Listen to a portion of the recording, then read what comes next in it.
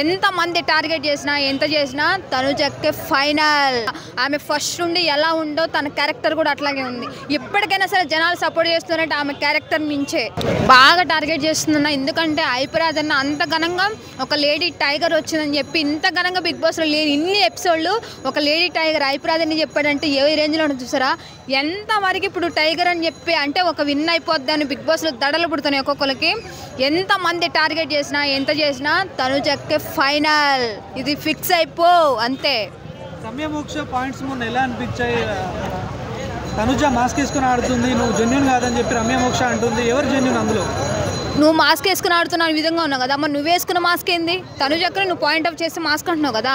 ఆమె ఫస్ట్ నుండి ఎలా ఉందో తన క్యారెక్టర్ కూడా అట్లాగే ఉంది. ఇప్పటికైనా సరే జనాలు సపోర్ట్ చేస్తున్నారంటే ఆమె క్యారెక్టర్ మించే. ఓకేనా, నువ్వేమైనా కరెక్ట్గా ఉన్నావు? నువ్వు పవన్తో డాన్స్ చేయలేదా? నువ్వు అట్లా చేయలేదా? తనుజక్క ఎప్పుడైనా అట్లా చేసిందా?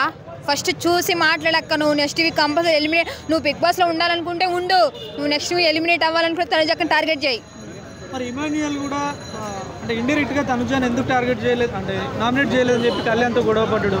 తనుజాతో మంచిగా ఉంటూనే వెనకాల నుంచి ఇలా చేయడం ఎంతవరకు కరెక్ట్ మీరేమంటారు? అదే అన్న చెప్తున్నా కదా, బిగ్ బాస్లో ఎవరిని నమ్మే పని లేదు. ఎందుకంటే మన అనుకున్నోడే వెనకాల నుండి కోతులు చేసినట్టు ఉంది బిగ్ బాస్. నిజం చెప్తున్నా తనుజక్క, నువ్వు ఎవరిని నమ్మ మాకు. మెయిన్ పర్సన్ ఏంటి ఈ అబ్బాయిని అసలే నమ్మ. ఆ పవన్ మరీ నమ్మ మాకు. ఎందుకంటే లేడీ టైగర్ అని నీ ముద్ర పడిపోయింది కాబట్టి కంపల్సరీ తనుజక్క ఫైనల్ అనే పేరు వచ్చింది కంపల్సరీ. నువ్వు ఎవడి మీద హోప్స్ పెట్టుకోకు. ఎవడేమన్నా సరే రప్పలాడిచే అంతే.